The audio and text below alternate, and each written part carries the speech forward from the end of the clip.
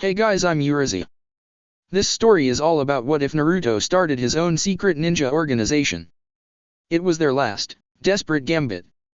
3 months into Naruto's training trip, Jiraiya must leave him behind to go to check on a situation in Iwa, leaving Naruto to his own devices. Naruto thinks everything he did makes perfect sense, Kiri thinks he is a cult leader, and Tsunade thinks she doesn't get paid enough to deal with this. Before we proceed with the story, please like and subscribe to this channel if you liked the video, and don't forget to check the description for the other works of the author if you liked the story. Let's start. Chapter 6. Where people lie a lot and Naruto doesn't get asked, he gets a religion instead. 026 teammates. It isn't easy to think in straight lines in a world that thinks in circles. Naruto knew that people often thought he was a little simple, but it wasn't that. Things were simple and people insisted on making them a lot more complicated than they were. Take, for example, him and Kyuubi. Naruto wanted to be loved. If he hurt people, he wouldn't be loved, so obviously he wasn't going to hurt anyone who didn't really have it coming. People should think that they didn't want Naruto to hurt them and thus not treat him badly, but so many people failed common sense forever. They were lucky Naruto was the sensible type. Even Iruka-sensei didn't quite get it, though he had come close. Being happy was better than being unhappy, obviously, so Naruto was happy. It wasn't always easy, but hey, the only good thing about easy was that it was easy. Easy wasn't synonym for happy, and it wasn't like his whole life sucked or anything. Just some people in it, and if those people included S-class criminals, hey, neither person nor S-class criminal was a synonym for life. Trying to explain things like this to Shrike was ridiculously complicated, but that was nothing new to Naruto. Straight lines and circles. A wasp zigzagged its way next to Naruto's ear and he waved it off briskly, hopping a little. Shrike gave him a look, but hey, Naruto knew those were really mean-tempered and would sting you just for fun. He had even used some for anti-Uchiha pranks before the massacre, good memories, he now told Shrike. Wasps didn't fly in a straight path, they sort of zigzagged in patterns that kept changing, which made dodging them difficult even for Sharingan users since they were used to dodging straight-line projectiles. And a whole nest of wasps, now that was a proper comeuppance. That guy totally deserved it, he kicked a little civilian girl's puppy when it grabbed his pant leg. And don't look at me like that, it was fun. But then, Naruto had already noticed that Shrike was really bad at enjoying his life. Do you want to be unhappy? He asked. There were, apparently, people who liked being in pain. He had read that one manuscript for Jiraiya when his proofreader had quit, and he had at first thought it was about Umbu, but then it had gotten seriously weird. He really could have gone through life without learning what masochist meant, but at least he now knew what the nut was that got screwed wrong in Sasuke team's brain. Only without the sex part, hopefully, because yuck. I wasn't unhappy, Shrike insisted. Naruto had sneaked them both out of the safe house because he had a feeling Shrike wasn't going to feel comfortable if Tsubaki-chan was glaring at him, and so they were sitting on a bench in a park. It was a pretty place, with almost overgrown paths and a shrine nearby. The trees were looking kind of sad. Naruto thought it might be because of the heat and no rain, but the tall red and yellow and orange flowers were putting up a good fight, and he wondered if anyone would mind if he took a few with him. Tsubaki-chan would be mad later for ditching her, and so would Miwa-chan, but sometimes you had to accept that people were going to get mad at you. It was for a good cause. But you weren't happy either, and isn't not happy a synonym for unhappy? Naruto asked Shrike. Synonym was a surprisingly useful word, it made explaining these things a lot easier. Red rose to the older man's face and it reminded Naruto of Iruka, except not. Iruka flushed red, but he smiled when he did it. Shrike's eyes glittered like pieces of funny-colored flint. Why? You care? His voice was rising to a shrill falsetto now, almost unmanly, but something of it really reminded Naruto of Kakashi-sensei's voice when he told his sensei about Sasuke and the Chidori, and that sent something cold up and down his spine. But if there was one thing Naruto wasn't, that was a coward. Look, it's not like I just grabbed you because you can't get something for nothing, and I wanted you to not be so screwed up, so I had to give something in exchange. We are teammates now, Naruto said, and because he just knew that Shrike was going to be difficult, he continued, I have a group of people who work with me, so I have a team. I stole you, so you are now part of the team, and that makes us teammates, so deal with it. I'm not gonna stop sheltering you, and if you want to join the fire brigade or do something else, like take up interpretative dance or something, I'm gonna support you, and that's non-negotiable. There was silence at first, and only wind rustled in the trees. It smelled like the sea, wet like Kiri jutsu, and really, really free. My name is Doiharateki. A straight line trumps a circle. Every time. 027 parents. It was yet another perfectly beautiful day in the perfectly wonderful beach resort town Makimura. The sky was blue and the sea was even bluer, the birds were singing their tiny hearts off, and the golden beaches were filled with beautiful, and some not so beautiful, but no one counted that, women in tiny swimsuits. There were about 200 Narutos in the city at the moment, doing this and that in the two huge expordellos to change them into actual inns. The casino boat had been good for use as it was, but the interior decoration of a Yakuza Kathus left a lot to be desired. Tsubaki wasn't out practicing with the fire brigade, though she would have liked to be, for water jutsu had never been her strongest suit, and some of the things Taki-san knew were just plain wicked. She wasn't with Naruto either, though she liked to keep an eye on him and guard him from harm. Oh no, Tsubaki was busy writing a report. Naruto was only answerable to Jiraiya for now, but she still had to contact Konoha, and there lay a problem. She was pretty sure Konoha wouldn't approve of what was going on in Makimura. She munched on a sweet cinnamon apple dumpling while she eyed the intimidatingly white paper. It was ironic, but while Naruto's favorite food for all times was ramen, and there was indeed more instant ramen in the house than Tsubaki would have thought necessary to last out a month-long siege, he had gotten his friends/comrades/followers completely addicted on apple dumpling. He was surprisingly proficient baker in addition to the #1 most surprising ninja. I would love to say this makes more sense in context, she thought, but on reflection it didn't. It was just Naruto all the way. Tsubaki was certain that Naruto wasn't doing anything that was explicitly forbidden, if only because no one ever thought it necessary to forbid making legal business, founding a fire brigade, fighting Yakuza, or talking foreign shinobi into defecting, and certainly his current commanding officer hadn't done so. It was only in Naruto's tender care that this became a rather epic case of implicitly forbidden.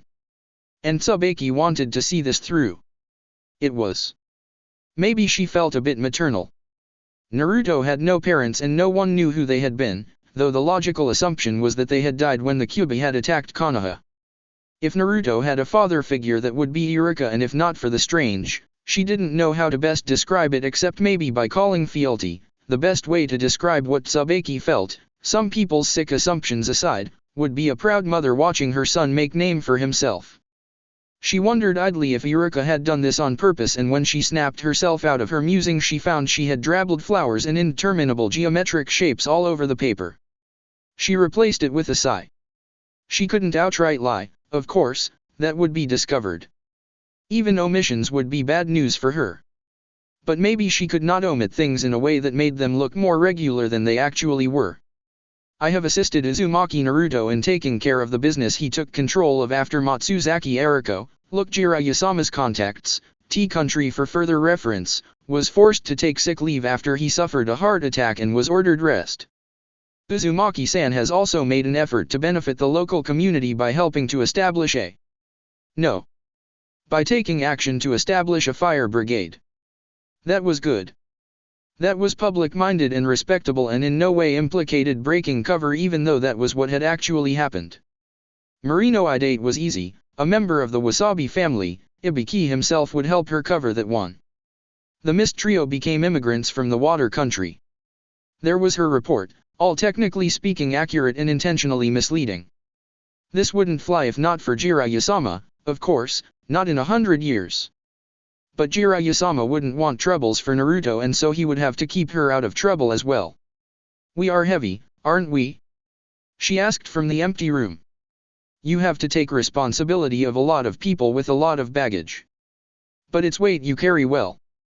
I don't think your dream of becoming a Hokage is so far-fetched as many think.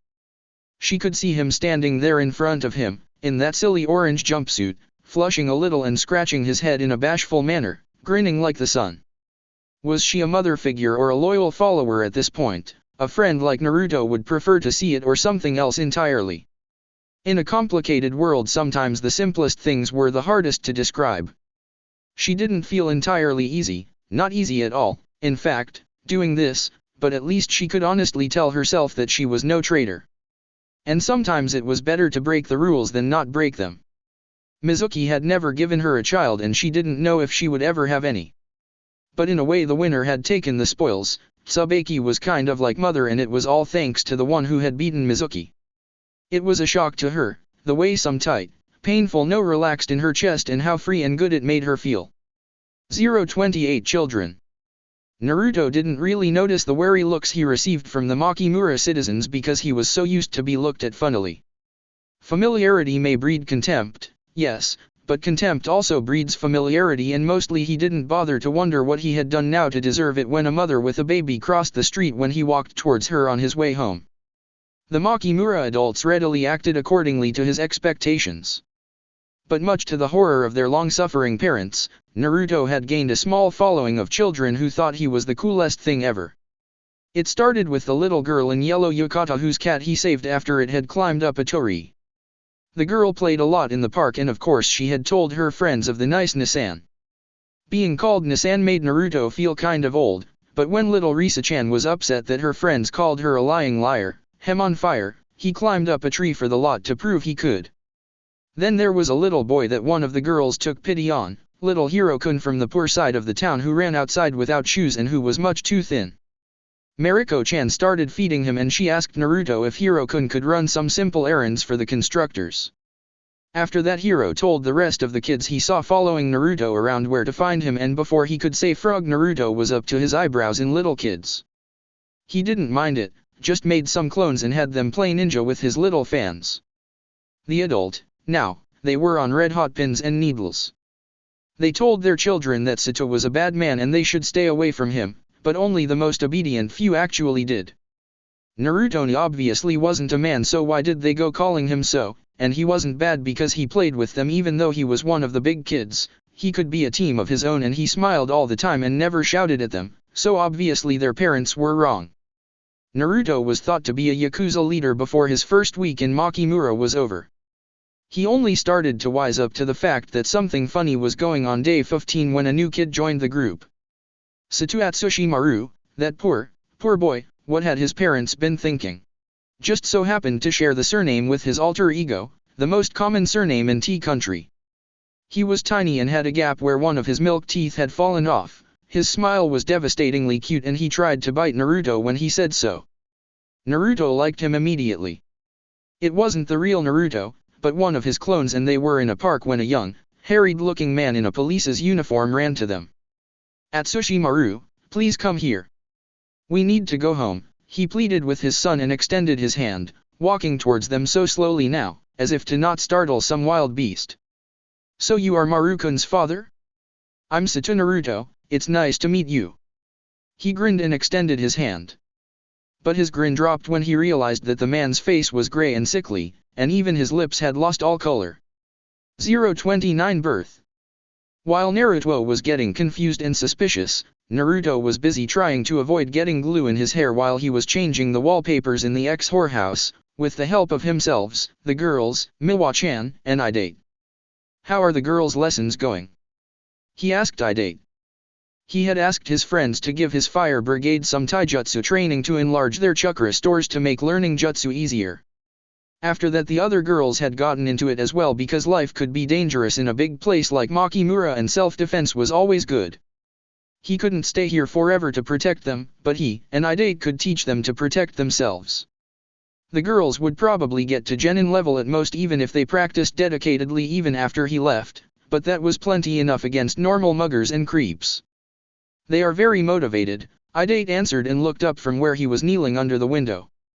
He was making doubly sure the boring neural brown and white rolls color matched by unrolling a length of each and checking them against the others in good light.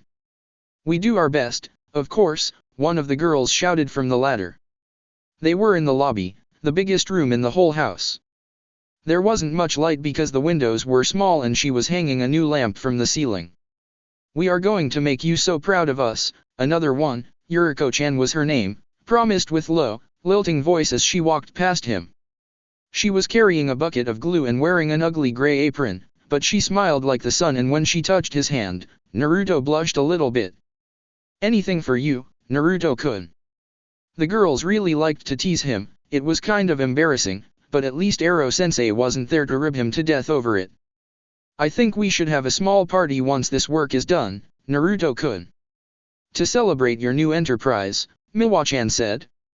Her voice was happy, but she was glaring kunai after Yuriko-chan. "That would be great," Idate said faithfully and handed Miwa-chan a new roll. "We could shop for supplies together. I haven't seen that much of Makimura yet." This enterprise was worth a party, hell yes. It was named the Sato Corporation because he wasn't supposed to tell anyone his real name, but Naruto knew it was named after him. First a bridge and now a corporation, he knew that this was the birth of a great legend. He just had that feeling, like a storm gathering in the horizon, and Naruto had never been afraid of storms. He wouldn't admit to a foxy grin, but it had a lot of teeth. 030 Death. Doi Harateki was plotting treason. As a Kiri hunter, he knew precisely how difficult it could be to escape from the village. From the moment on you walked through the doors of the Kirigakure Ninja Academy, the village owned you, body and soul, and you only got out in a body bag. Now, Mizu's Hime-Konitsu and her brother weren't such trouble. They weren't even truly graduated, they weren't worth much investigation. He could simply write home and tell there were now 2 nameless graves in T Country, and that would be the end of it. He himself was a different case. It was a game of wait. He had to play time until Son Jiraiya returned and he could defect properly to Naruto's superior officer and be entered in Konoha's registry on probation. After that he would cease to be Kiri's internal problem and become lumped in with the greater problem called Konoha. It would make him, not safe, precisely, but safer.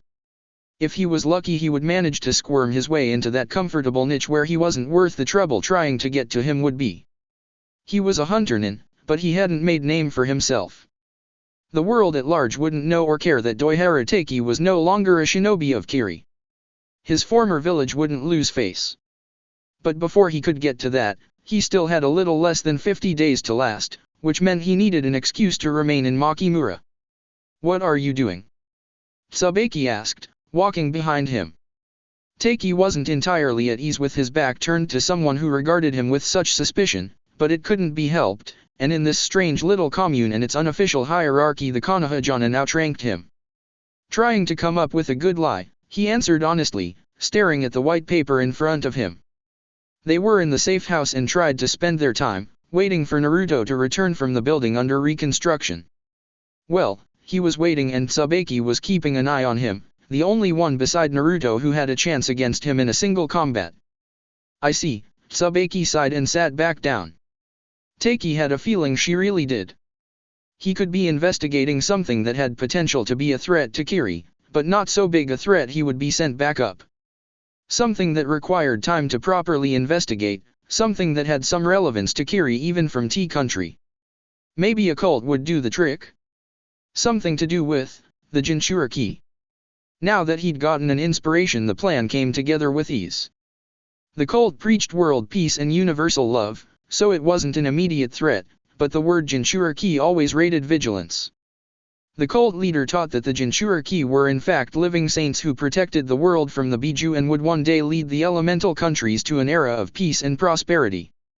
A statement which was laughable to anyone who knew anything about the Mizukage, who knew how the other villages used their living cages as living weapons, but what could you expect from a backwater nut job guru? And he simply required a few weeks to properly infiltrate the cult to ensure it truly was as harmless as it sounded. His pen danced across the paper. Now Konitsu and Kaida were dead and he had joined a cult. All in a good day's work. Chapter 7.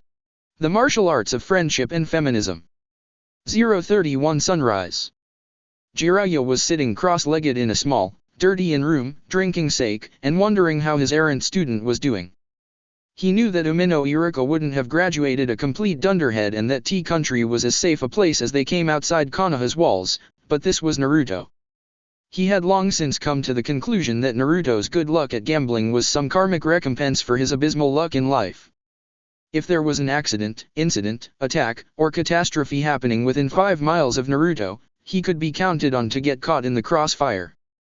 This theory didn't explain how Tsunade Hime could be so unlucky, but he was convinced that Karma just was a bitch who had it in for the Sunin.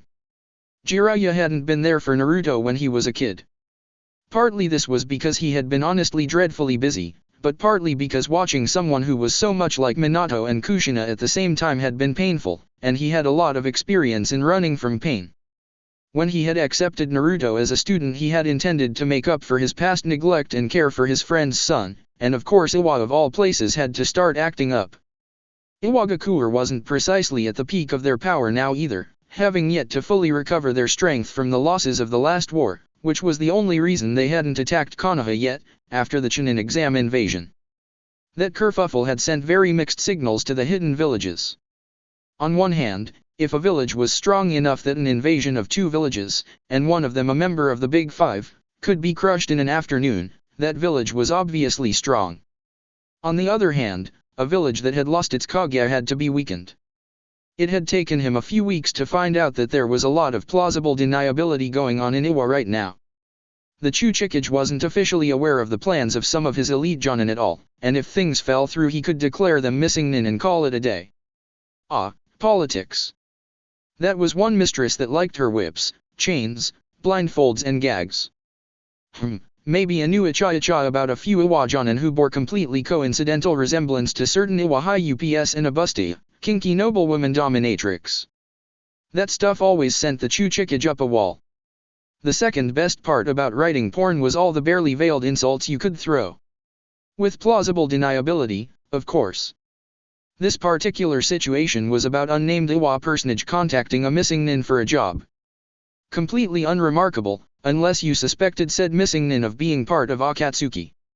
Jiraiya was fairly certain that Iwa wasn't up to date with that, but this didn't make the situation any better. Akatsuki, Red Dawn, the bane of his and more importantly Naruto's existence. Here's to you, Naruto. Wait some more weeks yet, he said and toasted to the empty room. The sunrise wormed its way in through the tiny window and painted golden red patches on the off-white walls.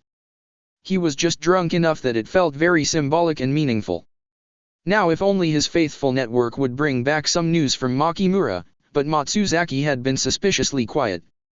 Oh, well, no news was good news, surely? To hell with optimism, maybe he should write Tsunade and ask for a report. 032 Sunset.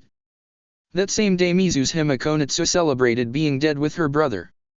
The sun had set on their old life and new was still hiding behind the horizon.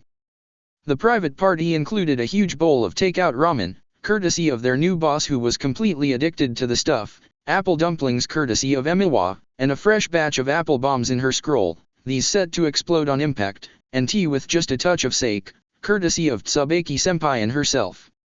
In Kiri, when you were old enough to kill for the village, you were old enough to drink, and if you drank enough to kill your liver or to get yourself killed in a prompter manner, you were obviously too dumb to live anyway. Alcohol-assisted gene pool cleansing. Konitsu wasn't that stupid. She had added to sake directly to the boiling water and boiling destroyed alcohol, only leaving the fang of the taste behind. Her liver was going to remain completely virginal until she hit 16 and so was her brother's if he didn't want his head bashed in. It was a matter of luxury to her, to be able to afford to basically throw away alcohol that comforted her. Are we going to stay here, Natsu?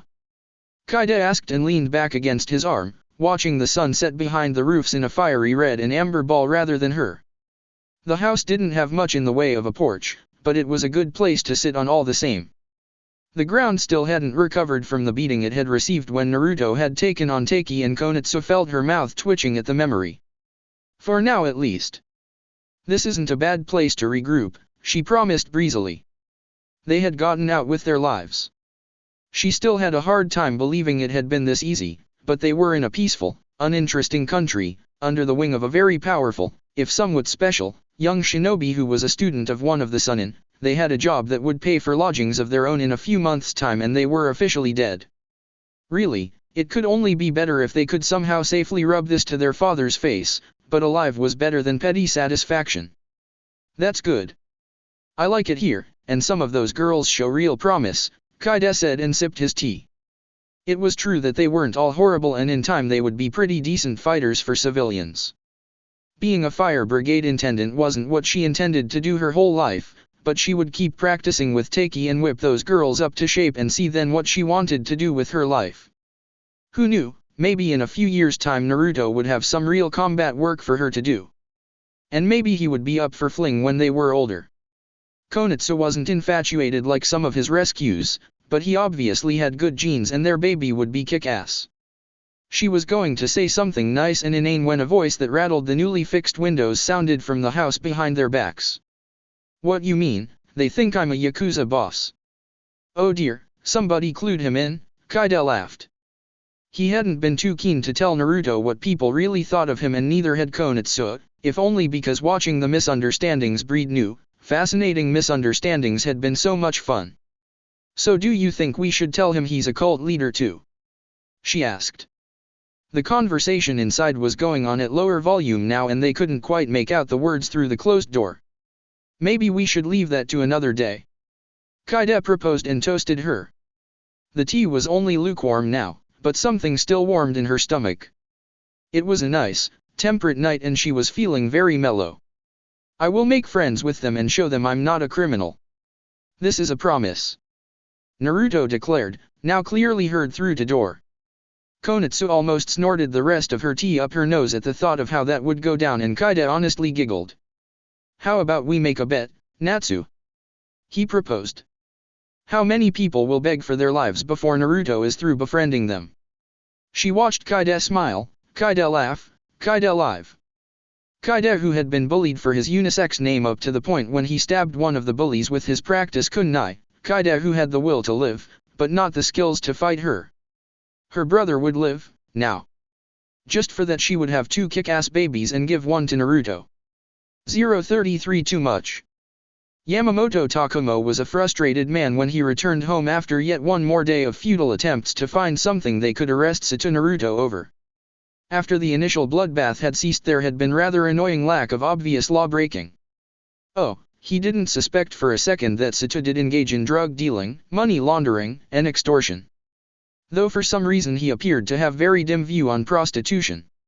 It was truly obvious that he had ninja background, for never before had it been this difficult to find even the least credible clues of organized crime going on. A part of him was even happy it was so difficult, at least for now he didn't have to wonder how they could arrest the boy man. Being so pathetically happy about this didn't make him happy at all. "That bad today?" Raiko asked, peeking through the kitchen door. She was wearing a pink apron with print that read "Kiss the Cook." So he did and immediately felt a little better. "It's good to be home, dear." "Where's Ruka-chan?" he asked and allowed his shoulders to relax. Wonderful scent of fish and ginger wafted from the kitchen. "She's sleeping in her cradle, finally. She's been very restless today, I think she may be teething," Raiko answered and gestured him to sit down. It was a wonderful scene, domestic, comfortable, intimate. Of course it was too good to last. There was a firm knock on the door and when Takumo opened, the polite greeting words turned to ashes on his mouth as he beheld the cheery visage of one Sato Naruto with basket in hand. "Sato-san," he stammered, his thought turning to his wife and his little girl, too young to even understand what kind of danger her father had put her in. How foolish he had been. Just because old Sihara had never attempted to have him killed didn't mean a shinobi would think such an action more trouble than it was worth. "Hi, I'm Sato Naruto and you are Yamamoto Takumo, right? It's nice to meet you, can I come inside?" Sato was all sunshine and smile as he slipped by Takumo, without bothering to wait for permission. There were 2 people at his back, a girl and a boy approximately the same age. Both of them were so small, but they carried blades openly, and walked with the deadly grace of a really big cat. "And you are Yamamoto-san's wife, right? Here, this is for you." Sato presented the basket to his lovely, brave wife. Raiko's face was pale, but her mouth was a determined line as she accepted the gift. There was a bottle in the basket in a small paper package, probably full of some dry goods. Raiko thanked him with a voice that only trembled a little and Naruto turned back to face him. "So, I found out you have these really funny ideas about me." He started and Takumo broke there and then. "Please don't. There are plenty of crimes to busy myself with in a town the size of Makimura. Please leave my family in peace. He had never begged for mercy in his whole life, but never before had his family been threatened. If only it was just him, then he could spit at the shinobi Yakuza's face and at least go down with his honor intact. The hate he felt for himself over what he had just offered burned in his stomach like raw alcohol, but even he had his price. The thought of his family dead or worse, and he knew that any Yakuza worth his first ryo could come up with ever so worse, was just too much for him to bear. I didn't mean it like that. Sato protested and his face twisted into a very convincing facsimile of hurt, and the unnamed girl whispered something to the boy that sounded like first time. That didn't sound promising at all. I'm going to befriend you. 034 Not enough. At first Naruto was at a loss as to how he would convince the chief of police of his innocence, exactly. Usually showing people you were strong enough to kick their ass at least got them to listen, but he couldn't very well fight a civilian, that just wouldn't be sporting. It would be like Neji beating up Hinata-chan. After doing something like that he would need the corrective kick to the behind. In Konoha, asking someone to train with you was what you did when you wanted to make friends, at least for the ninja. Naruto was pretty hazy on how the civilians did it, as he'd never had a civilian friend before he started taking C-rank mission outside the village, and there befriending people mostly involved defending them. He had never gone to a movie before. Kakashi-sensei ordered his team to watch the Princess Fune movie just before their totally awesome mission where he got to save his first princess, and friendly activity to him was a training spar. Eating together was friendly, he did it with Iruka-sensei, but he wasn't in the habit of going to cafes or restaurants. No one could outright refuse to accept him in, but the service was usually cold enough to frost over his eyebrows. Friendship and martial arts were practically the same thing in Naruto's life. Eventually he had just decided to soften things a bit, tone them down. You know I'm training a fire brigade, right? Well, the great Naruto Fire Brigade hereby challenges the Makimura Police Department to a sports day. We will have all kinds of competition, like hitting the bullseye and swimming and races, and I'm not even letting Idate compete in that because it would be unfair. It will be fun. And friendly. Yamamoto and his wife were staring at him. Their eyes bugged, their mouth hung open just a little. Naruto was used to funny looks, but these were the sort of funny he had gotten from Kiba when he once proposed they should glue the practice kunai to the ceiling back in the academy, like what he just proposed was just plain too silly for words. He frowned and wondered what it could be. Maybe Yamamoto thought that girls competing against his police was foolishness? A small storm cloud begun to gather over his head as Naruto considered that possibility. If it was so, then he would ask Tsubaki-chan and Konatsu-chan to take part as well and kick everybody's asses, just out of principle. This was something everybody learned at young age in hidden villages. Being told you fought like a girl was no insult, and the girls were ready to prove it. Anytime. Being told you fought like a fangirl was a different thing entirely, but even that one insulted non-fangirls much more than it insulted boys. Is this some kind of gender prejudice thing? He asked. Because there is nothing wrong being a female. Half of humanity is female. Your wife is a female. You don't want to insult her, do you? Yamamoto looked suitably panicked at this thought, though he was still gaping. His wife, whose name he hadn't heard yet, had closed her mouth and tilted her head a little. She looked at him really hard, like she was trying to see through him like a hyuga. It was kind of unnerving, and Naruto rubbed the back of his head, grinning sheepishly. So, it appeared that convincing the police that he wasn't a criminal wasn't enough, he also had to convince them that girls weren't weak. Well, his girls were up to the task, and Yamamoto's wife would probably make him sleep on the couch as punishment for his chauvinism anyway. The thought left him feeling that warm satisfaction he got after a job well done, especially if Iruka-sensei or Kakesai-sensei, or even Ero-sensei, for that matter, praised him. He was going to make the world, or at least Makimura, a better place to live one idiot at a time. 046 cents. Some things can't be quantified, Yakushi Nono once told her surrogate son. Cut a human down to the atomic level and you still won't find love or loyalty or soul. Some things can only be sensed. Sometimes even ninja have to make do with ordinary postal services. Doiharateki didn't have a summon contract or any sort of ninja animals, so his letter traveled 2 days over the waves in a postal ship. Its destination was a small port town named Hakuzuiko, because, So the old tales said, there the wind blew the water white. In Hakuzuiko, a Kiri agent who went by the name Akira sent on the heavily encrypted report. Unknown to his village, though, the lowly Chunin who felt himself underpaid and undervalued was also part of certain infamous sound leaders' information network and diligently copied every word. He couldn't break the signet, but he had a simple tool that consisted of 2 sheets of glass and a bright lamp under them. He slid the envelope between the layers and turned the lamp on, reading the letter through the paper. It wasn't easy, as the paper had been folded and the kanji overlapped, but he managed with the aplomb of long practice. As the report hadn't been stamped as either busy, classified or for eyes only, it waited 2 more days in the small Hakuzuiko outpost for the round of a couriernin. The original and the copy both reached their destination 7 days after they had been sent, one in Kiri's mission office and the other on the table of Otagaku's head of intelligence, one Yakushi Kabuto. When the Mizuhima family hosted a small, sedate gathering to celebrate that the honor of their family had been redeemed through very final means, Kabuto knocked on the door to one of Orochimaru's laboratories. He had picked this moment on purpose. Orochimaru was always distracted when the statistical analysis of the use of different recombinant viruses for gene transfer. "What is it, Kabuto?" Orochimaru asked with an impatient voice from behind the closed door. Kabuto opened it and stepped inside. The laboratory was blindingly white and blindingly brightly lit. Jars greeted him with a colorful glow as the light reflected off green and amber liquids inside. They held organs, hearts, lungs, eyeballs, brains.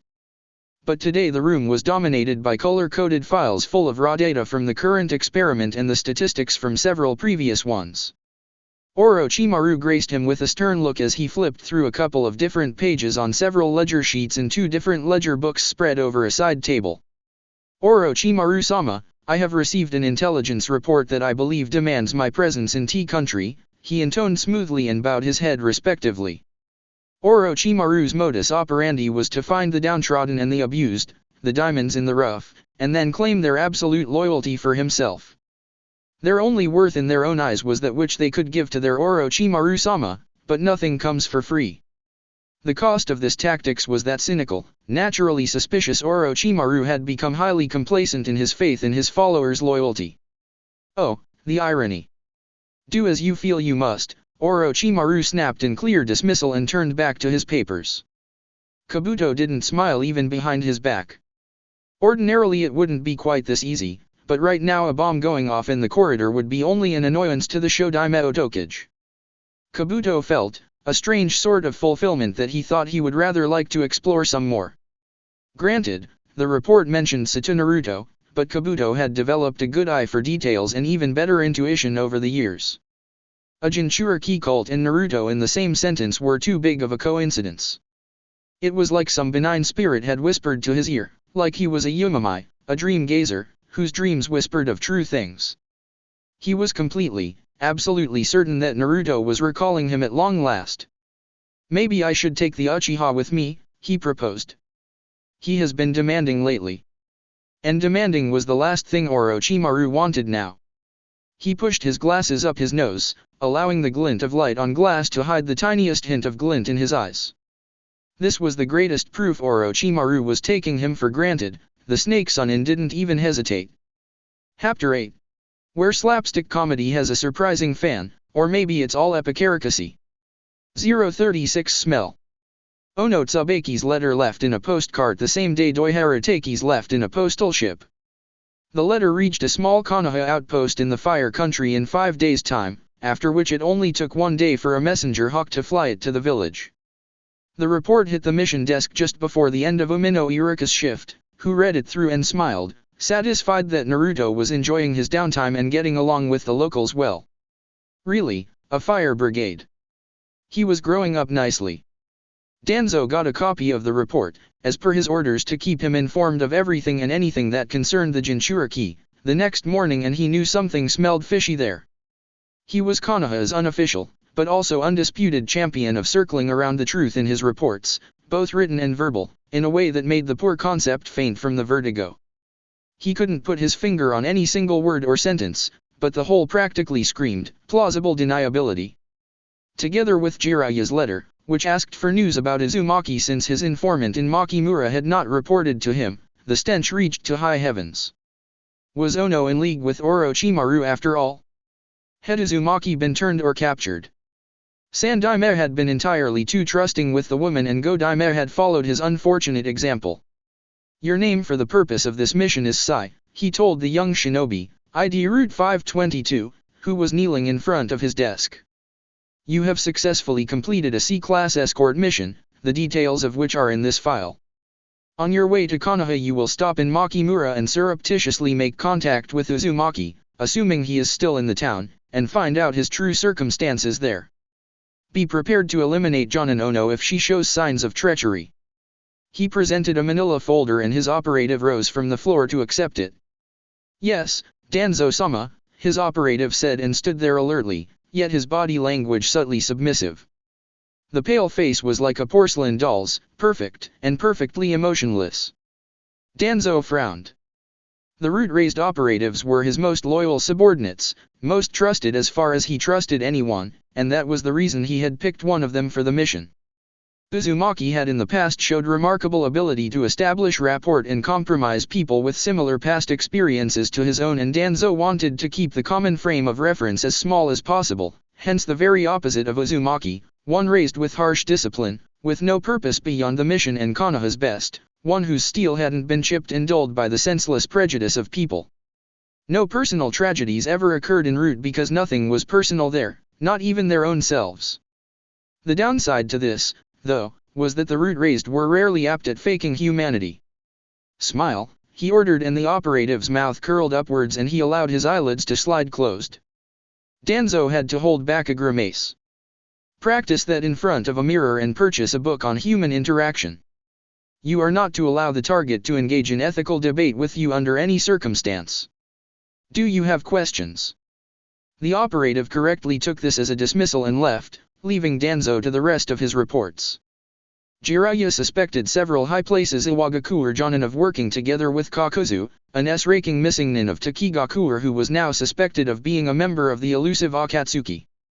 Their goal appeared to be to assassinate a high-ranking genin team leader with political connections and framing Tsunade for hiring Kakuzu, apparently in hopes that Tsuna working together with the man who tried to assassinate Shodaime after the Chunin exam invasion would sufficiently enrage Konoha to fully commit to a new war. Jiraiya had narrowed the possible targets down to Sarutobi Asuma and his team based on the fact that he was Sandaime's son and his genin were all future leaders of their influential clans. This would have to be dealt with, but the situation might be a possibility as well. After all, more than one person could play the game of framing. He had for some time kept an eye on a young Iwajonin called Deidara.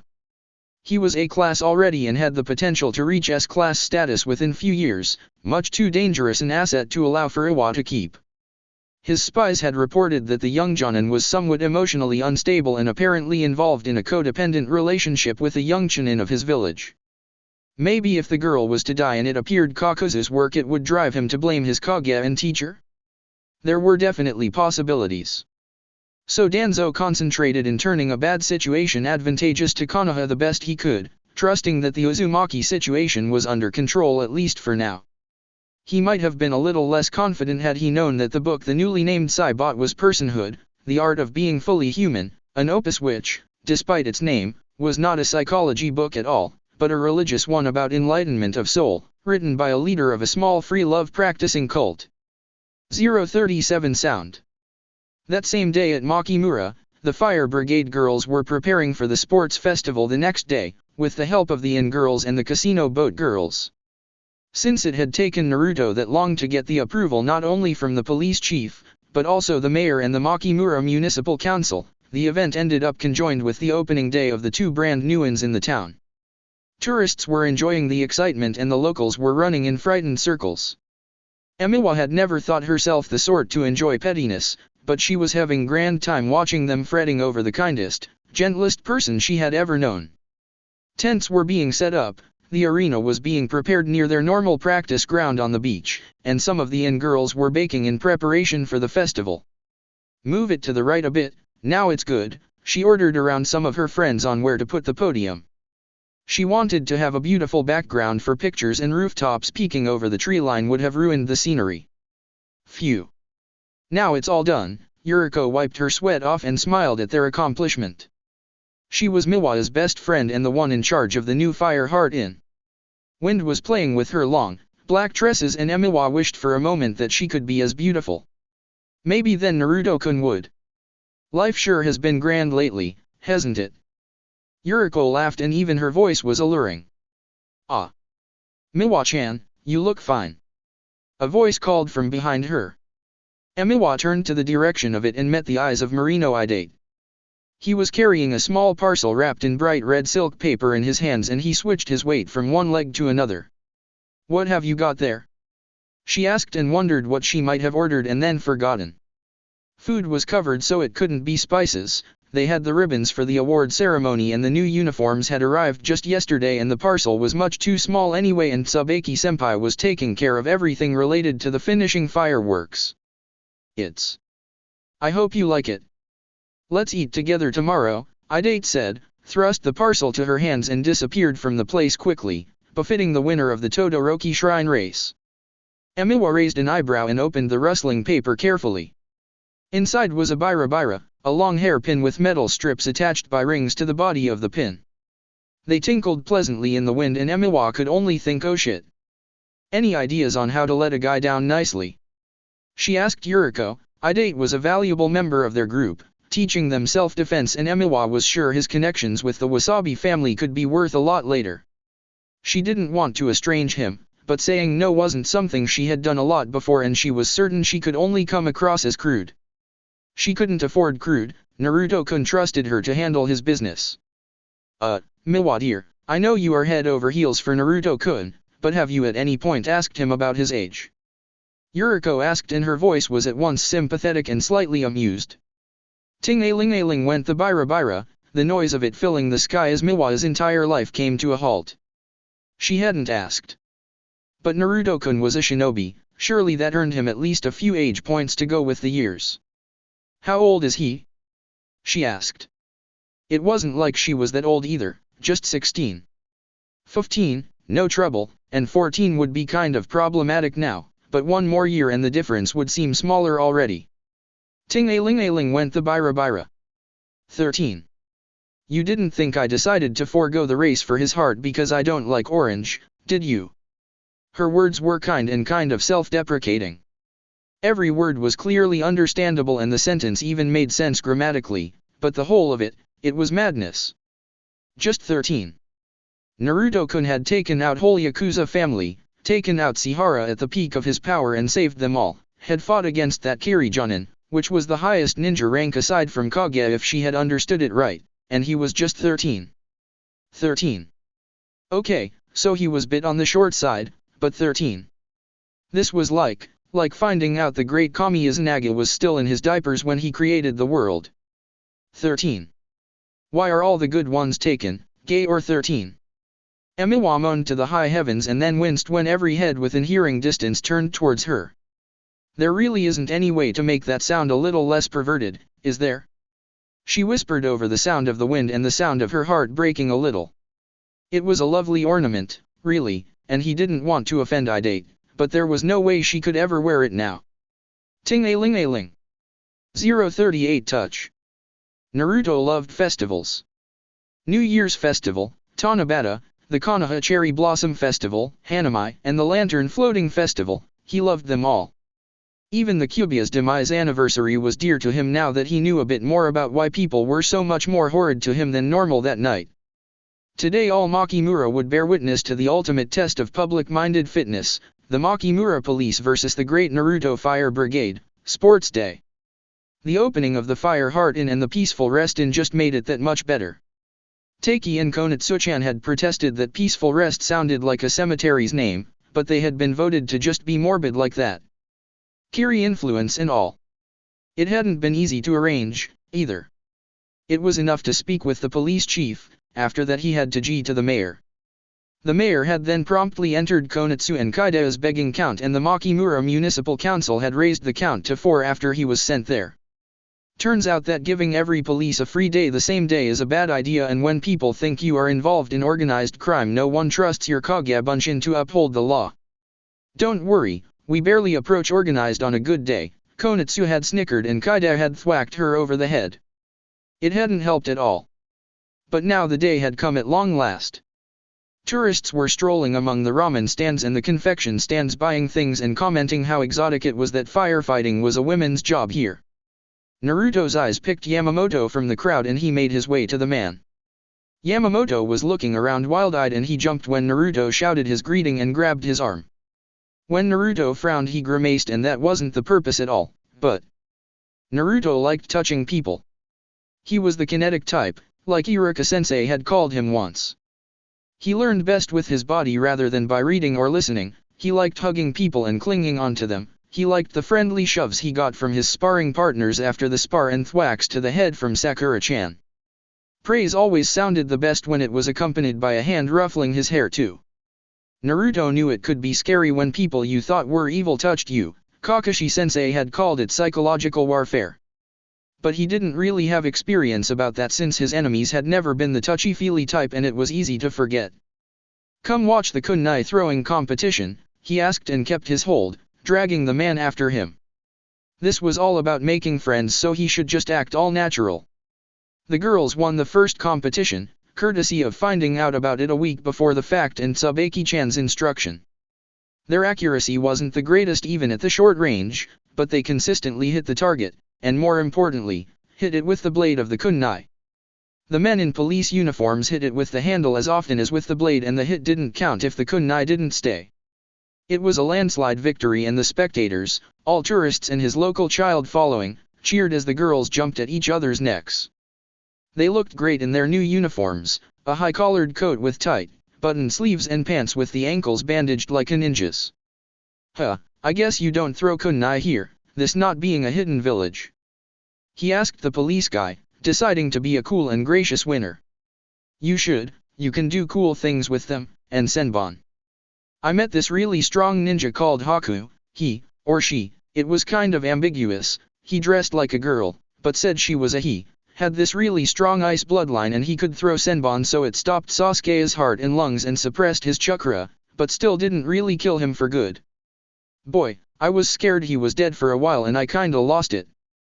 This was when Naruto turned his face from the cheering, laughing girls to the man he was talking to and he noticed that Yamamoto's face had gone decidedly ashen. Oops, he had forgotten Tsubaki-chan's golden rule of getting along with civilians, never talk shop. Ever. "But I didn't kill him. I mean, Haku did die, but he changed his mind in the middle of it so I didn't do it. And I'm not helping myself, am I?" Naruto drooped. Kakashi-sensei had always told him to stop his rambling 2 sentences sooner. Now he had really messed this one up, but maybe if he looked pitiful enough the police chief would decide he wasn't all that scary after all. No one ever took him seriously when he made puppy dog eyes at them. Yamamoto was opening and closing his mouth like a fish on dry land, but couldn't seem to say anything. Naruto wanted to pat his hand comfortingly, but decided sadly that maybe their friendship hadn't reached that level yet. 039 Taste. The sports day was, as far as Naruto was concerned, pretty successful. The girls were getting along with the policemen, even if one of them punched this long-nosed guy to the stomach for calling her a pretty little kitty cat. Yamamoto protested that wasn't getting along, looking really worried doing so, and Naruto pointed out she didn't kick him to the nuts so yes, it was. The policemen won the race and the fire brigade won the fireman carry race, the police won the swimming competition and the long jump and the firefighters the obstacle course. The score was even before the last competition of the day. After the obstacle course ribbons have been awarded follows the last competition of the day, Emiwa announced through a megaphone. A wheelbarrow race. She whirled around on the stage that she had ordered constructed for announcing purpose. Naruto could see she was having a ball and was happy since she had seemed really sad that morning for some reason. Yamamoto made a funny choking noise and gave Naruto a look. "Hi, Takei. There are no real wheelbarrows involved in this one," Naruto explained to the man who seemed to be searching for them.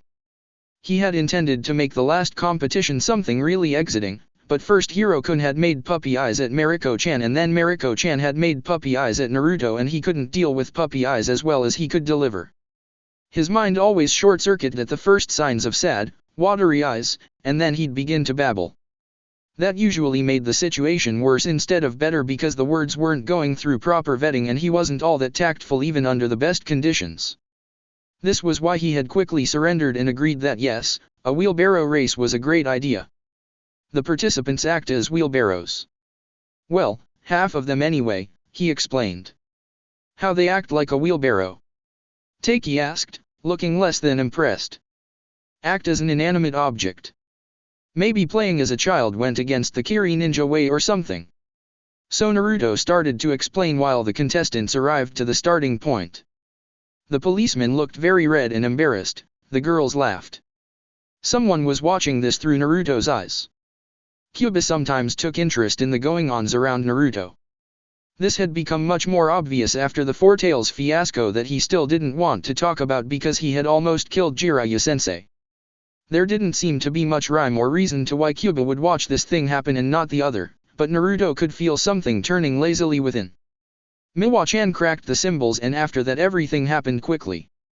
Two of the police teams collided with each other before taking whole 10 steps and suddenly there was a groaning pile of 4 where it was hard to say which arm and leg belonged to whom. Naruto could have sworn he heard laughter, only not with his ears. I guess Kyuubi likes slapstick comedy. Who would have thought? He mused. Then again, anything that involved people getting hurt even a little was probably part of his portfolio. What? It was Takei. His eyes were round and disbelieving. Kyuubi. You know, I'm a Jinchuriki and it just thought that was funny, he explained. He really didn't want to, now Yamamoto would be even more scared, but he had learned at young age that lying about things just made things worse in the long run. If you are good it can get you out of trouble you wouldn't have gotten in the first place if you were a little more upstanding, Iruka-sensei had said after he had told that Akamaru had eaten his homework. Akamaru had been very insulted and Naruto had apologized to him because Akamaru, a real puppy, was the uncrowned king of the said puppy look. Yamamoto's expression didn't change a bit, but Takei was a whole another thing. You? A Jinchuriki? He asked, and Naruto started to explain that he was sane and stable and completely non-homicidal, honest, but then Takei already sat down right there on the ground, his face pale, and started sputtering something about a Jinchuriki cult and him being a cult leader. So you aren't a crime organization, but a cult? Yamamoto asked, his face the picture of relief universal to those who have just learned they can push a problem off to someone else to solve. Naruto could see he was kind of getting what he wanted, but not really at all. Victory was supposed to taste sweet, but even as the fire brigade took the victory of the last race and the whole competition this tasted like ashes. Because not our department. As long as you don't break the laws, you can be as cultish as you want, Yamamoto promised. We are a cult? Why doesn't anyone tell me these things? One of the in-girls asked from behind them, this time making Naruto jump. Rika was the oldest of them, easily over 30 years, a woman. And also really weird. It must have been all those years with the Yakuza. When is our next secret meeting? What deity are we praying to? Some sort of demon? What did Takei-san say about you being a living saint? She fired away. Kyuubi, Naruto could tell, was laughing its furry ass off. This was the taste of ashes, going from being Yakuza to being a cultist. He had to make a report of this eventually and then Sakura-chan would murder him, if Iruka-sensei didn't beat her to it. I so did not need this sort of reputation. 040 Sight. Tsubaki was there to see when the first of Naruto's fire brigade members managed her first water jutsu. It was the day after the sports day and the girls could be seen toting their trophy ribbons proudly, gold and white flagrant against their practice clothes, the worst rags they owned that they didn't mind getting wet, sweaty, dirty, and torn. There was a spring to their steps Tsubaki hadn't seen before and she realized with a start that winning those competitions against much bigger men must have also won these girl women back something very precious, their self-respect. She had at that point learned 5 new B-class and 3 A-class jutsu, given several taijutsu lessons to I-date and had some of the best spars of her life ever with Takei and she had reached the conclusion that this trip had already made it to the top 3 of good decisions in her life. Second place. The uncontested number 1 was becoming Kunoichi back in the mists of her prepubescent past. She had also helped the girls with kunai throwing and some basic chakra molding exercises that Konitsu and Kaide seemed to have little patience for. Being able to do and teach were two different things, and Tsubaki found herself wondering if she might be trusted enough to take a genin team anytime soon after the Mizuki fiasco. Now that relationship had made the number one bad, not good, absolutely terrible decision of her life.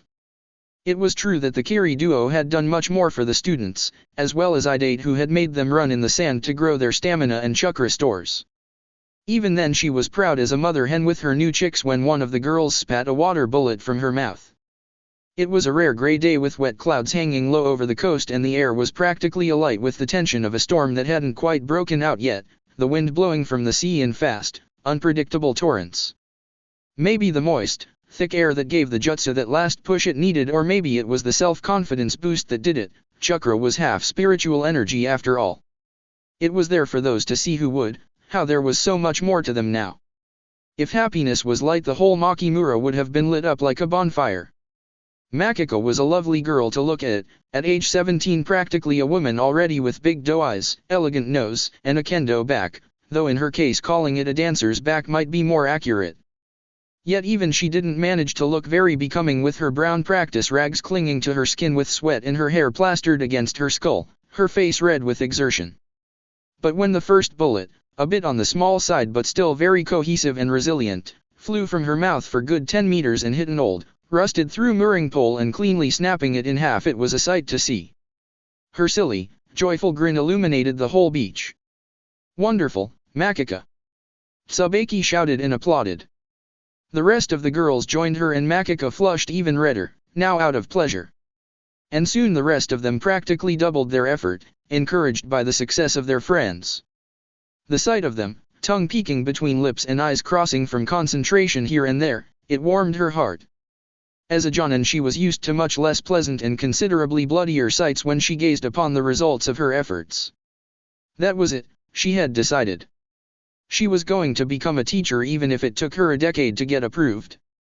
Yet one more thing this trip had earned her, and she was grateful. Chapter 9. Many arrivals, happy and otherwise. 041 Shapes. Naruto knew something about love. It could take many shapes. Sometimes it was okay if you taunted a person if you didn't let anyone else do so.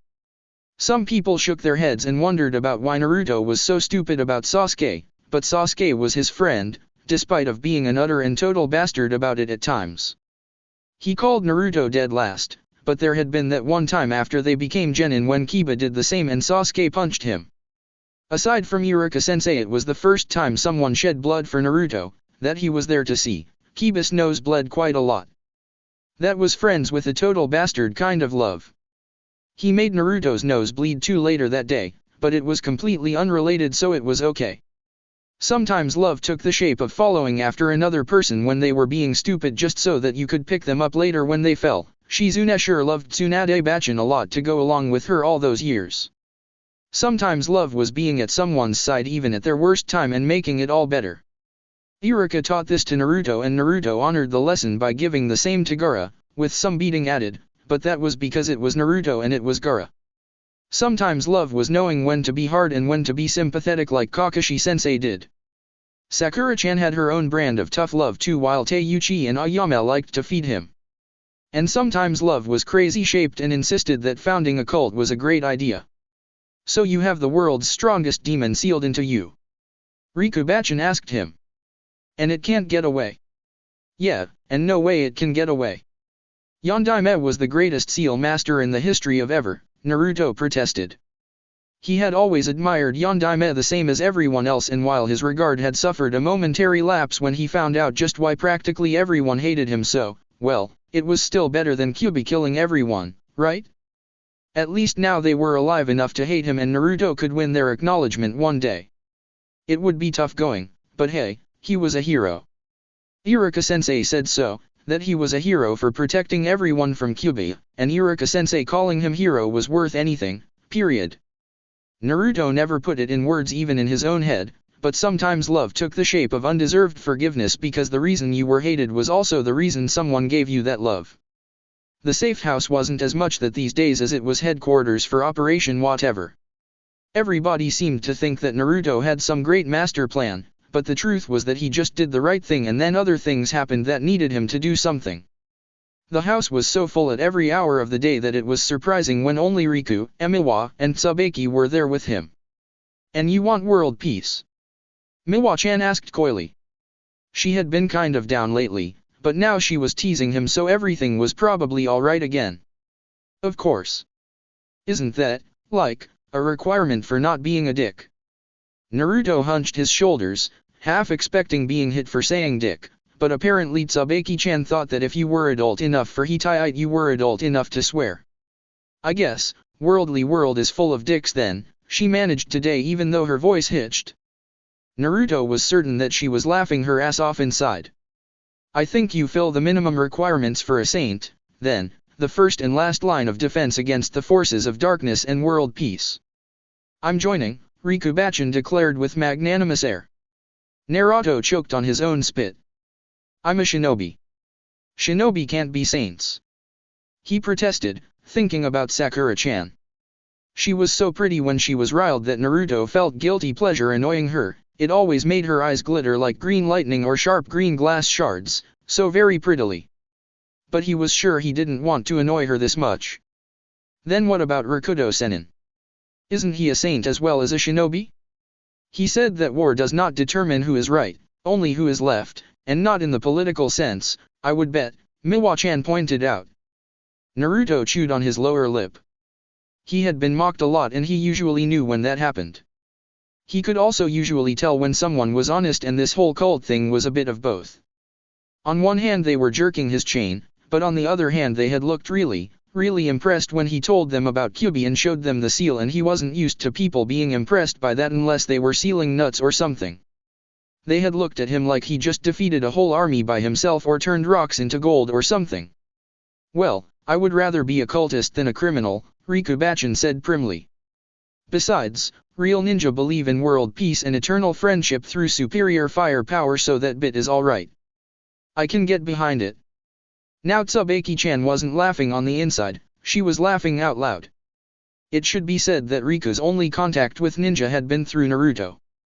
But maybe she wasn't so wrong if real was used as a synonym for admirable. Optimism was good for the soul after all. 042 Triangle. Marino Idate was involved in a love triangle. It wouldn't have been quite so embarrassing or depressing if his rival wasn't a 13-years-old boy with a crush on his equally 13-years-old teammate, and no idea Miwa-chan ever gave him a second glance. She had hounded his steps like a particularly well-trained dog, and if she hadn't been so obviously smitten, stupid people could have gotten really wrong impression of her character. "Do you think yoga would be a good idea? Should we chant?" she asked, kicking the leg of the counter she was sitting behind and scribbling on a page torn off from her account book. "You realize that Naruto doesn't want a cult, right?" Idate asked back, even though the image of Naruto turning beet red when a bunch of girls started chanting under his window was pretty damn amusing. "But isn't it just right that someone acknowledge the service he is doing for the world?" Miwa-chan asked, and scritch went her pencil, and while she talked to him she didn't even look up. She wasn't even wearing the bira he had given her. "What you think of these? Which one is better?" She pushed the paper to Idate, who turned it around. There were two, mantra, he thought, or maybe prayers. Apparently there was a difference between a mantra and a normal prayer, but damned if he knew what it was. Ninja weren't all that religious even one good day, because pretty much every religion, with the exception of the Jashinism, which was for utter creeps only, had orders like "thou shalt not kill," and who wanted to be born as a cockroach in their next life? Better not to believe in the whole business at all. And after he left Konoha he became a merchant, and they weren't precisely the most devout people ever either, because money making was bad for the soul too. But these two prayer things looked like something that was indeed chantable. "We meditate on the worshipable power and glory of him who protects the world from the terrible Kyuubi no Yoko, and who directs our understanding, and the one who sealed the beast into his belly. We meditate on the glory of the being who protects the world from the terrible Kyuubi no Yoko, and who shall lead us all to light of understanding, and the one who sealed the beast into his belly." "I think the second one is better," Idate managed to utter. Miwa-chan looked entirely serious as she accepted the paper back and read through the both options with critical eye.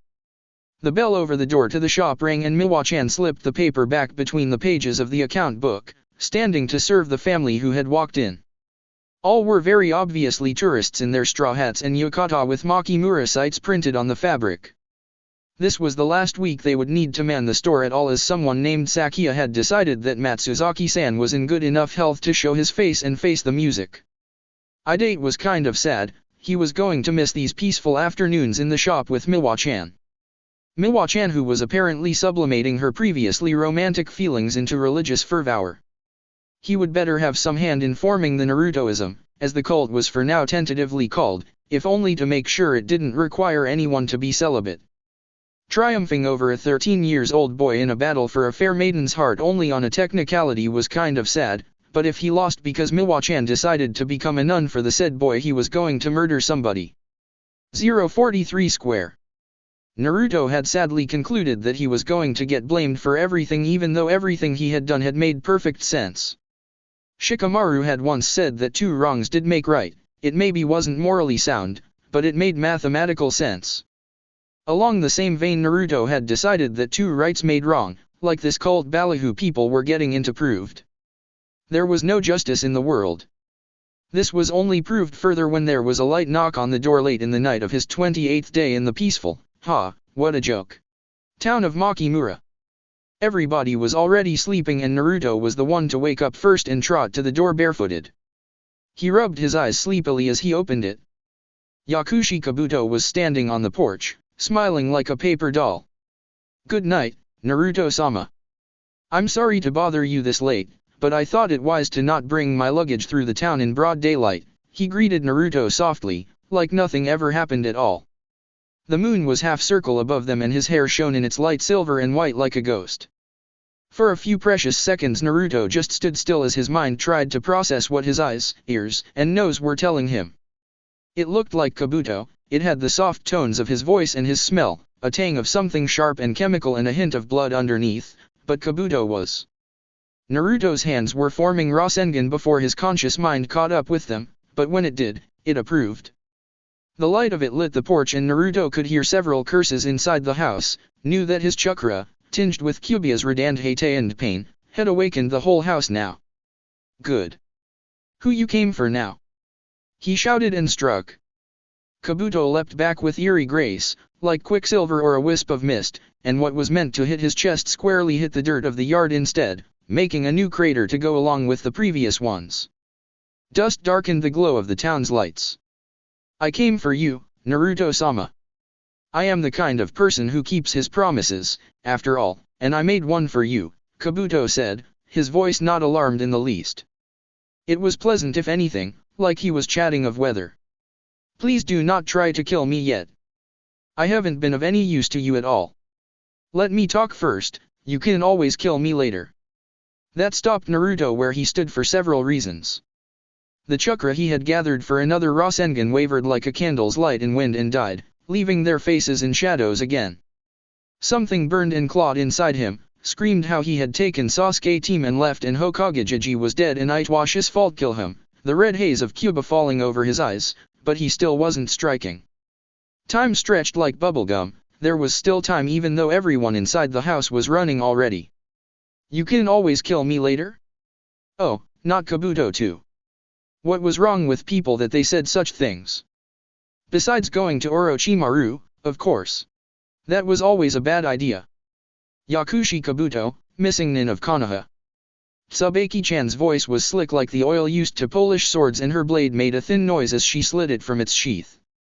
Naruto knew even without turning that Taiki was there too and he was dangerous, and Konitsu and Kaide too. It was like weight strapped to his back, their killing intent. He raised his hand. Wait. It was hard to think over the roaring of Kyuubi in his ears, but he needed to keep his head now. Maybe there was something to this whole cult leader thing after all because everyone waited just because he told them so, even though he was sure that Taiki was plain mortified by the whole thing and Tsubaki-chan was amused. Kabuto smiled to him happily and that happiness wasn't like proper happiness at all. Naruto didn't have the vocabulary to describe it, but it kind of made him hurt. But still. "You took Sasuke?" he accused. Kabuto had helped at it in any case. Enabled the whole thing. "I have brought him back to you," Kabuto stated and gestured with his hand towards the middle of the yard. There was the shape of a barrel, like one shadow amongst many. Something was draped around it, like charms in a temple. He didn't come peacefully. Naruto laughed. It was a stupid thing to do and everything was not okay at all, but the thought of Sasuke's indignant face when he was stuffed into the barrel against his wishes, it just made something inside Naruto explode in bubbly giggles. And maybe things would be alright in the end after all. Things needed to be fair and square. Kabuto had helped to take Sasuke away, but he had brought Sasuke back. Hokage was dead now, but it had been Orochimaru who had killed him. "Will you help me kill Orochimaru?" he asked. Kabuto had been his friend. He had hurt Naruto, true, but if he started holding hat against people, well. He wanted Kabuto back. Fair and square. Let's talk. 044 Circle. There was a barrel in the middle of the living room and 6 ninja gathered around a table. The tea was hot and just bitter enough for Kabuto. Ono Tsubaki, one-time lover of the traitor Mizuki if Kabuto remembered right, was giving him glares that could almost set things to fire without the help of jutsu, but she also kept looking at the barrel. Doihara Taki looked like he had a clue what this was about, the 2 Kiri children didn't. But Kabuto only had eyes for one person. "Is this one of those, you didn't ask things?" Naruto-sama asked him. "Yes," Kabuto answered unashamed and sipped his tea. It wasn't drugged, but he didn't hold that against Ono and Doihara. His arrival was certain to be a shock. He was sure they were usually savvier. "What you meant, I can kill you later. You don't want to die, do you? Why you say such things?" Naruto-sama asked and Kabuto blinked, off his guard. He had expected to be asked why, but not this why. Why he would die so easily. Why not? What is the point of living if I'm no one? If you don't want me, who I am? He returned the questions with his own. His pulse had elevated without his permission. Normally the control his medical techniques allowed him over his body was greater, but now he felt it slipping gently away under the suspicious, angry blue eyes. He couldn't even remember when he had been afraid of death, but this was a sensation he could remember, if only vaguely. He had been a child, in Nono's care, and he had been promised candy if he did well at test. He had passed, but not with the best marks, not even the third best. Now things had come to a full circle and he was waiting with bated breath again, but this time the stakes were much higher than a piece of candy. Was fourth best good enough for Naruto-sama? He would die if necessary, but he didn't want to be disowned.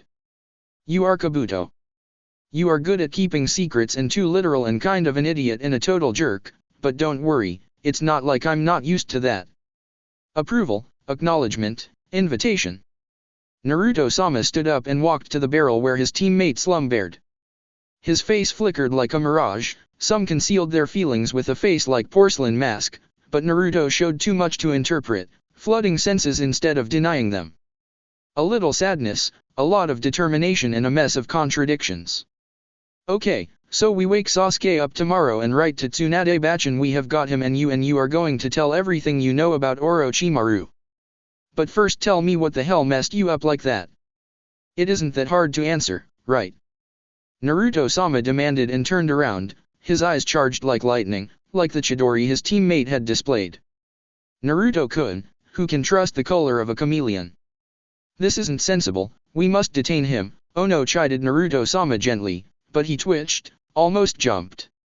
The silence of the 3 Kiri ninja could have been cut with a kunai, the silence of the night oppressing and the silence of the barrel even more so.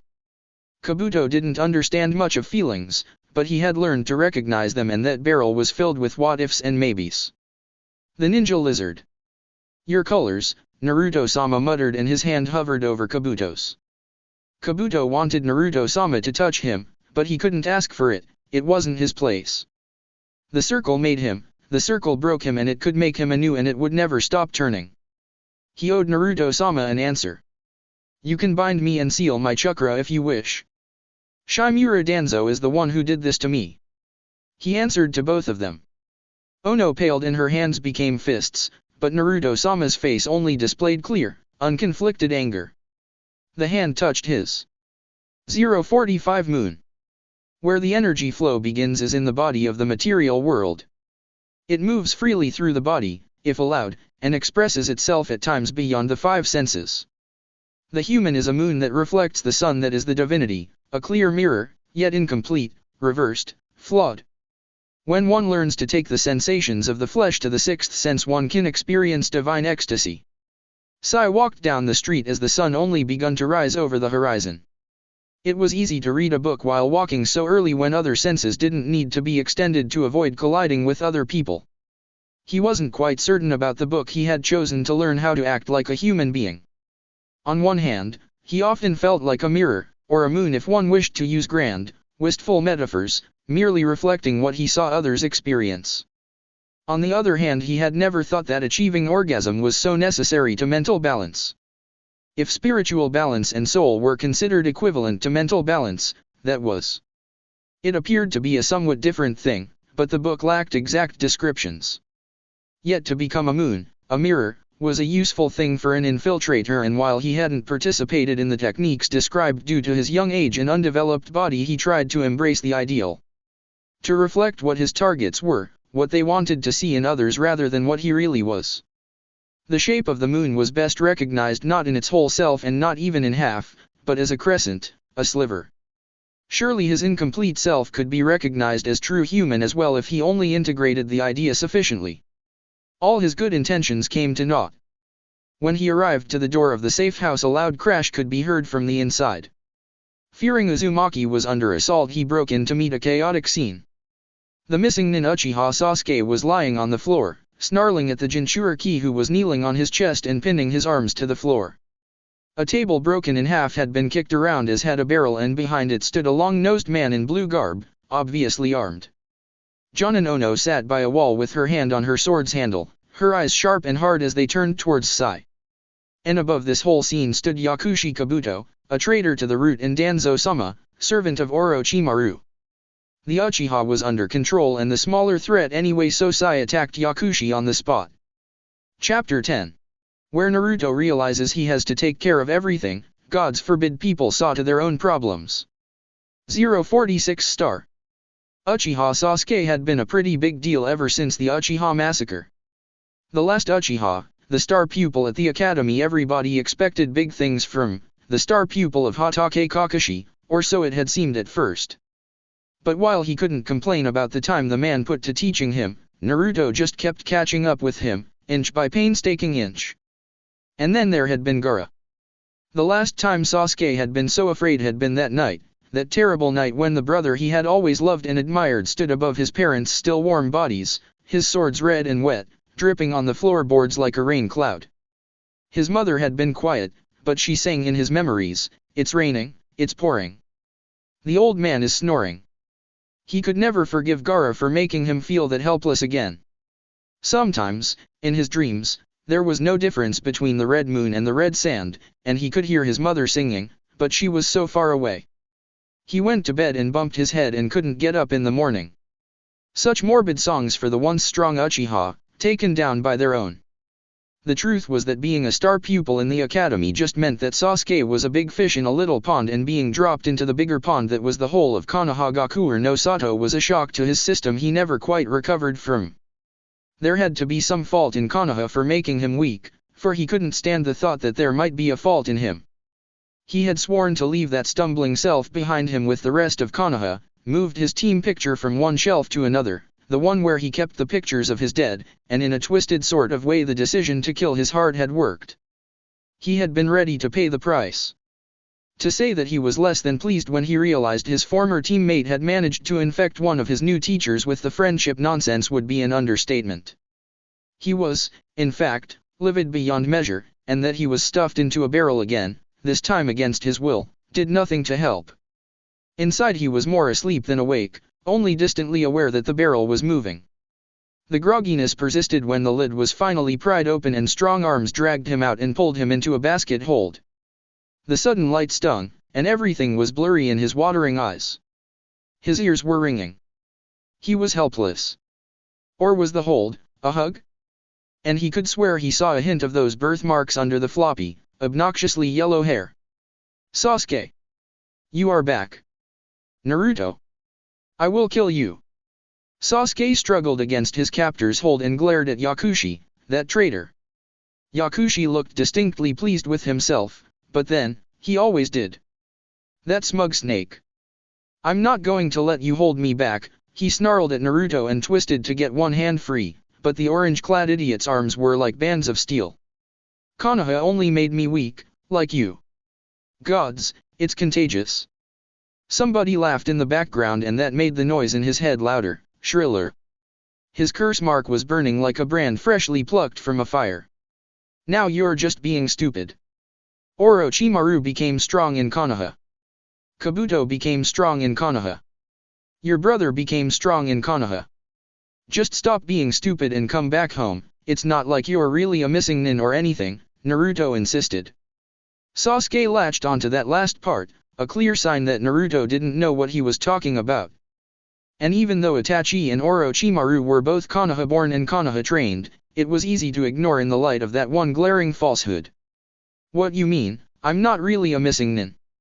I tried to kill you, remember? By what Kakashi-sensei said, that would make me lower than trash, he reminded his former teammate, finally managing to work his arm into a position he could use to break the basket hold.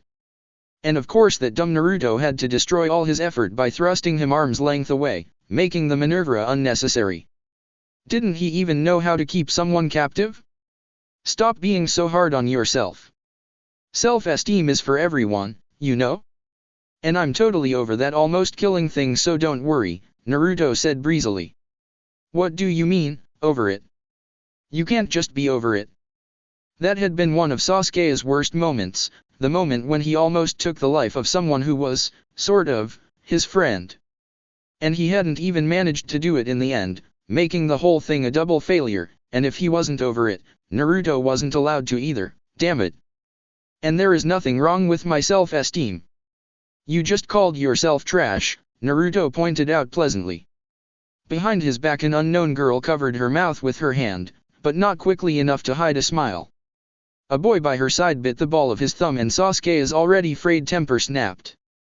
He threw the annoyance against the table, which broke with a satisfying crash, but quickly as a snake, much quicker than he used to be, Naruto leaped back and pushed him flat on his back. I didn't say it. Kakashi said it.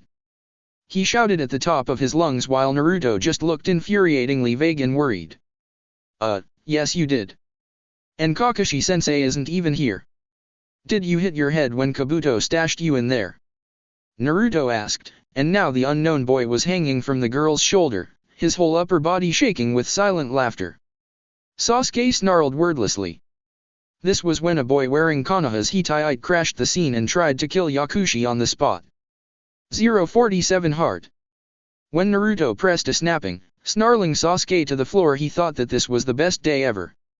He had gotten two of his best friends back in one fell stroke, and maybe Sasuke's team wasn't yet fully on board with the idea, but Naruto was sure he could change Sasuke's mind. He was certain that his and Sakura-chan's worst failing the first go-round had been that they hadn't gotten enough words in edgewise quickly enough. This was the best day ever and he was a bit afraid his heart would explode like a tag, just BLAM, and pieces of Naruto would be all over the place from sheer happiness. Then a strange Konoha shinobi crashed his party and attacked Kabuto. For a second Naruto was torn as he sat atop Sasuke, not daring to stand for fear that the jerk would just run away again, afraid that Kabuto was about to get hurt. Tsubaki-chan stood like she had been turned to stone. Taiki and Konatsu-chan and Kaide all shifted, touched the handle of a sword or a kunai or pushed their fingers together, ready to flash through the hand signs of this or the other jutsu, but no one did anything. No one except Kabuto, who moved so quickly Naruto only saw a blur, and the simple fire jutsu the stranger had used hit the wall instead. Somebody put the fire out. He shouted, and Konatsu-chan turned around and spat the water bullet with the ease of one who has used the jutsu again and again and again over the course of the last few days. The floor flooded instantly. Naruto was spared from most of it thanks to his perch on top of Sasuke, but said duck butt was starting to resemble a wet puppy instead, in the space of a few heartbeats. Let me up. Sasuke commanded him and pushed at his chest. It wasn't hard enough to move him, but maybe making Sasuke lie in what amounted to a puddle was a bit mean? Nah. What should I do with him, Naruto-sama? Kabuto asked as he dodged yet another strike. The words made the shinobi to look at Naruto sharply before jumping towards him, but now Kabuto struck. Again there was a blur, but now it ended with a meaty thump and a pained groan, then splash when the pale boy hit the floor, but stood up immediately. "Please, Shinobi-san, this isn't what it looks like. Yakushi Kabuto has defected from Orochimaru and offered us the Uchiha and information." Tsubaki-chan spoke quickly and took a half-step closer to the boy, making a placating-looking gesture with her hands. The boy only frowned as he let his eyes move from Tsubaki-chan to Kabuto, then to Naruto and Sasuke and eventually to the rest. No one made a move to attack him, only staring in a way that made Naruto grimace a bit from sympathy. That had to be uncomfortable. "Ono Tsubaki, suspected of working for Orochimaru," he said flatly and pulled a sketchbook from his bag, along with a brush dripping with ink. Just a few months ago Naruto would have thought that totally harmless, but these months with Jiraiya had taught him what seals could be good for. "Just don't kill him. Or terribly maim him," he shouted to Kabuto, adding that last bit because he had a feeling that Kabuto might need it. Then everything happened quickly. Everybody standing leaped aside, giving the fight on the way a lot of room, now pulling their blades as well, but still not attacking. And Sasuke struck him quickly as a snake, sending him crashing on the floor. And something rose from the sketchbook, something black that he couldn't really see from the corner of his eye because he was looking at Sasuke team and climbing back to his feet.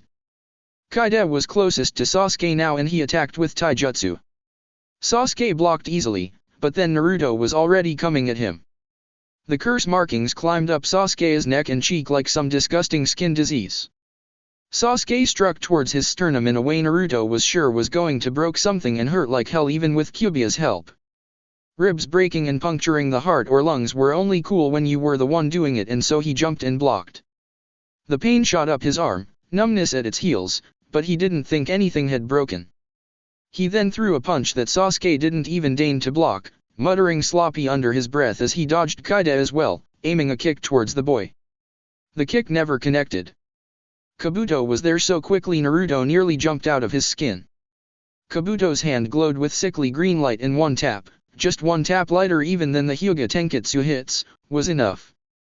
Sasuke hit the floor like a ragdoll and Naruto noticed that Kabuto was carrying the stranger over his shoulder with ease. Now that he could really look he noticed that the boy looked a lot like Sasuke. Kaide was leaning against the wall and clutching his chest over his heart, looking like he wanted to accuse Kabuto of almost causing him a heart attack. A bad day for heart health all around. "The situation is under control, Naruto-sama. I believe we should restrain at least one of them before they wake up to avoid a repetition of this," he suggested and set the stranger down. And so they did. Naruto felt kind of crummy tying up Sasuke, but since he was the one who had run away before, well, precedent and all. The first thing the Sasuke lookalike said when he woke up was, "Were you attempting to engage in a tantric sex ritual with Uchiha earlier?" In their first show of united purpose in 4 months Naruto and Sasuke both tried to strangle him. Sasuke's attempt was really good, Naruto thought as Taiki pulled them away, considering that his hands had been tied behind him, not in front. Even Lee didn't have that sort of legwork. 048 Diamond. Diamonds were the hardest known material in the world, only a diamond could scratch another diamond. Yet diamonds were born from carbon, soft and easily burned coal, useful in its own way, yet much inferior. Diamonds were born when carbon was placed under great pressure and heat in the heart of the earth, burned to last and shine. Only under the harshest conditions could shinobi reach their true potential, like coal. Sai was among the lucky few. Sai saw the green glow of a scalpel made of chakra and his world went dark. He knew enough of chakra scalpels that he was very surprised when he realized he had woken up. Someone had carried the tatami mats outside and dried the wooden floor the best they could, but the house still appeared a bit shabby and charred around the edges. He was even more surprised to realize that he was unrestrained, and that the Uchiha who was glaring at him near a wooden crate that had replaced the broken table had his hands tied. Yet Kabuto was free and he stood next to Uzumaki, though Ono stood behind him and had her hand on the handle of her sword. Sai was suffering from conflicting signals, which was never good when one was carrying a small armory's worth of knives. "Were you attempting to engage in a tantric sex ritual with Uchiha earlier?" he asked Uzumaki. Uzumaki's face turned bright red and he jumped at Sai with his fingers spread out like claws.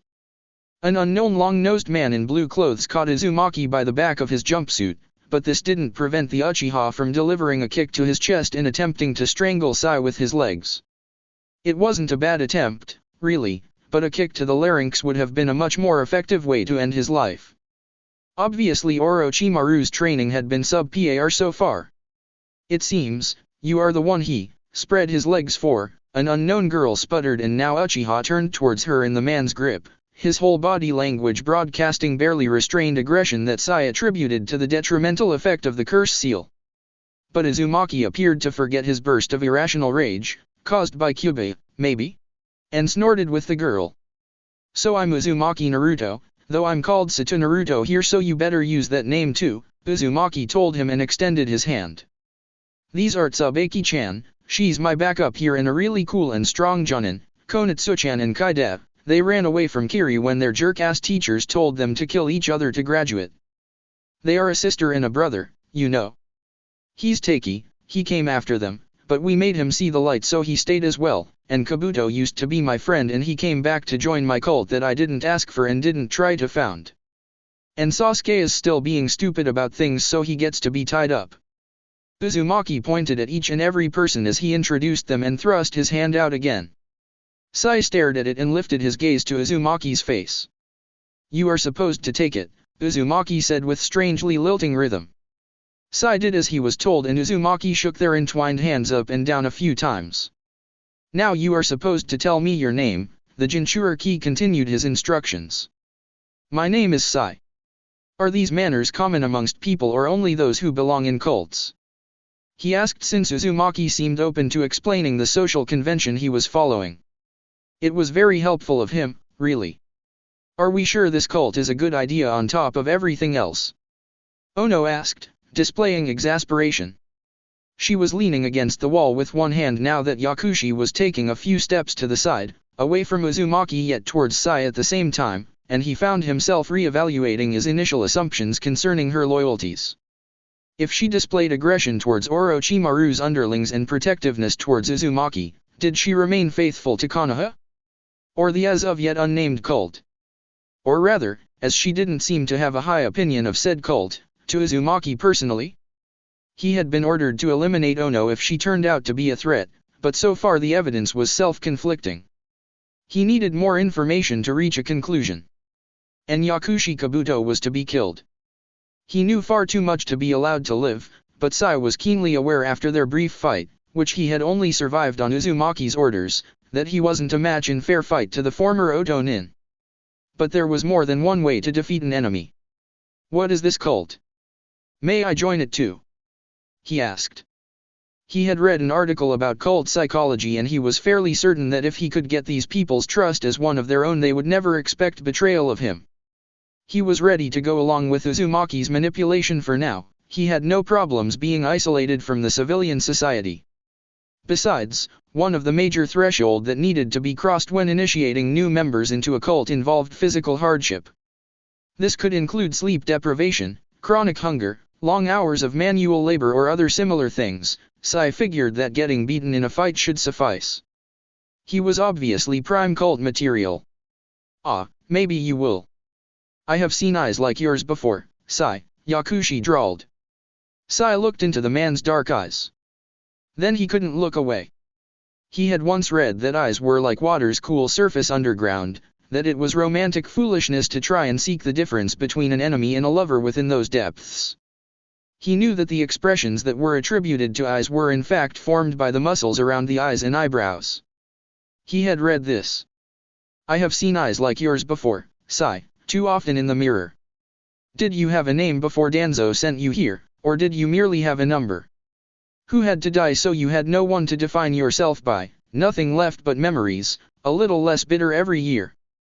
Kabuto's eyes were dark, but they seemed to hold a gravity seal that narrowed Sai's perception to those eyes and nothing else. Don't. He started, but realized he had no idea what he was pleading Yakushi not to do. He was certain that if Root's files of Uzumaki Naruto were even marginally true, the Jinchuriki wouldn't allow him to be tortured. May I be alone with him for a little while, Naruto-sama? We could share our experiences and life lessons under Danzo, Yakushi asked. Sai could see nothing but his eyes. Sai had been carefully conditioned to not feel fear, but now he wondered if the small niggling at the back of his mind meant that he was scared. Only a diamond could scratch another diamond, but here, Sai thought, might be a diamond harder than he was. 049 Club. Seeing Sasuke again after all these months was strange and Naruto wasn't quite sure what to think or feel. Anger, yes, there was some of that. Actually, there was a whole lot of it. What had that idiot been thinking, leaving him and Sakura-chan behind and running off to the snake freak, making Sakura-chan cry? Okay, he could see that Sasuke had wanted to be strong to beat Itachi and all, but true strength didn't come from a curse seal that twisted your body until creepy missing nin could possess you, and bye-bye to your vengeance then. Real strength was knowing that your friends gave you a reason to keep fighting and they were going to fight for you to help you reach your goals, even if the goal was a homicidal maniac missing nin. Even if Sasuke was complete idiot he should have gotten this at least. So yeah, Naruto was angry. Sakura-chan had cried. But he was also giddy with relief. Sasuke was still Sasuke, still the one in charge of his own body, not just Orochimaru's new fashionable body. Sasuke was paler now, like he hadn't seen the sun for a good long time, his hair was a little longer like he hadn't bothered to cut it, his sleeves were a little too short like he hadn't bothered to get bigger clothes and Naruto was kind of surprised that his quest for vengeance hadn't made him forgot to bathe. Okay, maybe that was a tiny overstatement, but Sasuke should have taken better care of himself. Still, he was Sasuke and no one else. Can I trust you to not run or do I have to keep you tied up? He asked his errant teammate. He was pretty sure that Taiki and Kabuto could catch Sasuke before he left Makamura's borders anyway, but that didn't mean he wanted to bother them like that. He didn't want Sasuke to run. And he had to worry about Kabuto and Danzo and Sai and Orochimaru too. At least becoming Hokage should be a cakewalk after this kerfuffle. Was he the only person with a whole brain in the whole continent that he had to take care of everything? I can't become strong enough to beat Itachi and Konoha, Sasuke complained in a dark tone, and struggled against his ropes. Naruto was pretty sure that Sasuke knew it was futile too and he was just being ornery like that. So he had an idiot, and a clue club to hit the idiot over the head with. He was good at hitting things at least. Look, you idiot, Itachi became strong enough to kill your clan in Konoha. Orochimaru became strong in Konoha and so did Kabuto, okay. Bad example since I'm gonna give that Danzo bastard his just desserts. And how? Of course Naruto had known that the world was full of evil people and they weren't always going to be on the other side, but Danzo had still costed him something, some belief in his fellow humans. He had cost Kabuto and apparently Sai as well a lot more and he was going to collect that money's worth. Just wait, Danzo, the great Uzumaki Naruto was on to you. I've been in Konoha this whole time. Do you think I'm weak? He shouted. Okay, so he hadn't been in Konoha, technically speaking, but he had been a Konohan in the whole time so it still counted. I'm not an idiot, you moron, Sasuke snapped at him and his Sharingan swirled in a mess of red and black that was hard to track. You've been cheating this whole time. I know about Kyuubi. Just a month ago this would have made Naruto shout in anger, but now he just snorted and shook his head. He knew he was better than that now. Hey, Avenger-chan, which one of us agreed to be turned into a monster? And if you think Kyuubi helped any, have you seen my academy grades? He asked and took a deep breath. He kind of wanted to get mad, but he knew it wouldn't help any. Look, I'm going to go back to Konoha to ambush Danzo before he can figure out Kabuto's with us again and Sai's gonna be too, and after that we'll go after Orochimaru before he figures it out. If you can live through that you are going to be one kick-ass shinobi and I bet they have a lot of cool jutsu scrolls too. And if Kabuto taught you in Oto he can teach you in Konoha too, he bribed Sasuke. There was no way he was going to let Sasuke team die, but he didn't have to say that, now did he? It was pretty obvious as far as bribery went, but hey, the hammer hadn't worked so why not try the club? And the Sharingan swirled slower now. Clue club for the win. 050 Spade. Tsubaki had interviewed Yakushi Kabuto carefully and thanks to Naruto's order to be honest she believed she had indeed received truthful answers, they were certainly disturbing enough. If they were in fact concealing something more disturbing, she didn't believe the man should be able to even function anymore. My professional opinion, she said. Time to call a spade a spade. You are nuttier than a squirrel in a bag of crackers. I don't think I have ever heard that before, Kabuto said amusedly. Usually people just scream, you are insane or you are crazy. Never for very long, though. His perfectly non-confrontational, matter-of-fact tone made Tsubaki grit her teeth. They were kneeling on the opposite sides of the table in the safe house, a pot of tea and 2 cups between them.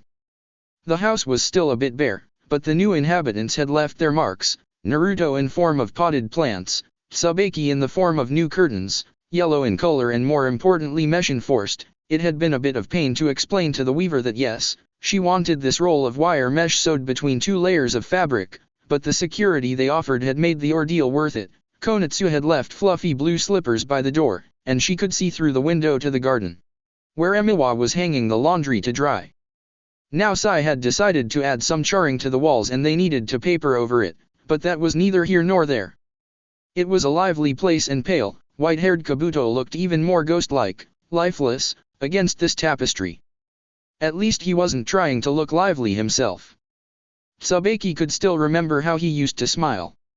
Maybe, just maybe this was an indicator that the whole mess wasn't about to blow up on their faces. It wasn't that he didn't have faith in Naruto-kun's ability to turn around a person's worldview and perceptions of reality. He practically challenged reality on a weekly basis, or maybe these had just been exceptionally busy weeks, and shouted from the rooftops that reality could try to crush him all it wanted. He wasn't going to be the one to walk away broken.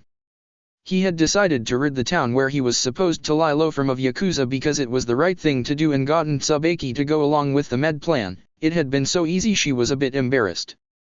He had decided that prostitution wasn't a complex social problem and a socio-economical issue that would just have to be tolerated. It was something easily fixable and people just liked to make things more difficult than they were. 2 Kiri missing nin asking for shelter? Good, let's just convert the hunter nin as well.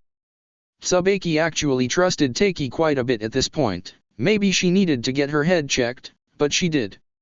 She could grudgingly swallow the idea of even Sasuke as kind of underdurus reformation sometime in the future, but Kabuto? Granted, she didn't know him very well, he had been there on the peripherals of her awareness, the eternal genin who just couldn't get a promotion, right until he turned out to be Jounin level and working for a man who made it to the Leafs list of top 5 most dangerous traders ever, order of entry undecided. And those hopefully honest answers had decided her opinion. Kabuto was brilliant, but it was the brilliance of a broken crystal. The prisms made rainbows in the sun, but they were still undeniably broken and only a fool would grab one without thick gloves. I don't trust you. I'm keeping an eye on you and if you so much as twitch in a suspicious way before we can get you to the Hokage's office, or after, your head will part company from the rest of you. Kabuto tilted his head with a move like a snake's, his eyes raking up and down her body, not salacious, but assessing. To tell the truth, she wasn't entirely sure she could carry out that threat, but she was Jounin as well and with Taiki by her side they should manage for sure. Letting me know you don't trust me wasn't a very good move, you know. In the completely hypothetical possibility that I'm playing you. Kabuto's voice was still pleasantly nondescript like the topic of their conversation was weather or something else equally inane, but there was the most minuscule twitch at the left corner of his mouth. It was official now. The bastard was enjoying this. It isn't as though I could make you believe in my sudden faith in your sudden loyalty, so let me make my point in peace, okay? Tsubaki glared at the silver-haired man and sighed, letting her shoulders slump and picking up a brown paper bag from the floor. It was an uncomfortable situation, true, but it was one she would just have to deal with for now. Here, take these. It's a tradition now, and let's call a spade a spade. You are here and I can't be rid of you, so welcome to the group. She thrust the paper bag to Kabuto's arms and watched him check it carefully for concealed seals before opening it carefully. The face he made when he saw what was inside was most likely the first uncalculated expression she had gotten out of him. Pumpkin bread? He asked and raised one sardonic eyebrow, but it couldn't quite cover the startled curve of his eyes. Konitsu got a bit carried away. But you aren't getting the bombs, don't even bother asking. She didn't trust him, but she was willing to give Naruto his one chance to bring the man around. One chance to catch an even bigger monster, and who knew? Maybe even 2. That's it for part 2. Thank you for watching and see you on the next video.